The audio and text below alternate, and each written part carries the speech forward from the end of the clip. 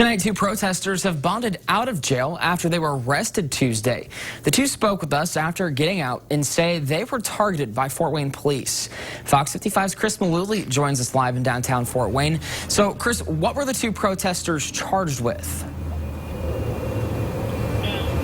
Yeah, Hunter, some of those charges include rioting, obstructing traffic, and resisting law enforcement. But the protesters that I spoke of who just bonded out of jail this afternoon say those are true, but they say violent acts that they are claiming Fort Wayne police are saying that they are accusing of are not true, and actually probable cause affidavits that we got from earlier today don't show that either. We're going to show you what some of those probable causes show. We picked those up earlier today, both at the Allen County Courthouse and at the Justice Center nearby, and those show a very different scenario of what we're seeing. The affidavit says Fogg was seen in a video standing on South Clinton in front of a blue BMW.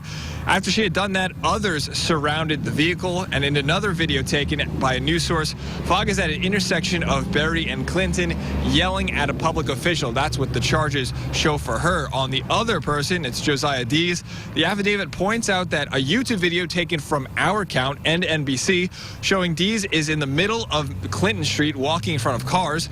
They point to a video again found on our YouTube where they say Dees was, quote, chanting and carrying on while protesters knelt right here behind me on South Clinton. These are all charges both the Allen County Clerk and Justice Center were able to provide. None of those are showing any violent charges or violent acts on either of those protesters. It's also, as they told me, singles out them in front of, quote, hundreds of people that were also kneeling on the street or walking the street on May 29th. Now, we tried to talk to police earlier today to answer some questions on if there are additional charges or proof of tips that were, quote, planning violence, if they were true at all.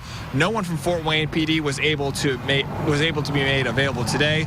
Both Fogg and Dees didn't want to speak much earlier because of, quote, they are trying to get in touch with an attorney in front of those questions that they have for police and for prosecutors as well. We're going to answer those questions and hopefully ask police and the mayor, who are both going to be speaking with us. The police say they will have an interview for us tomorrow morning, and the mayor will have an address at 1:30 tomorrow. We have a lot of questions for them on not only those protesters who have been arrested, but a number of others as well, because they are all Fort Wayne residents, and we heard the mayor earlier a couple weeks ago say that those protesters that were inciting violence were from outside the county.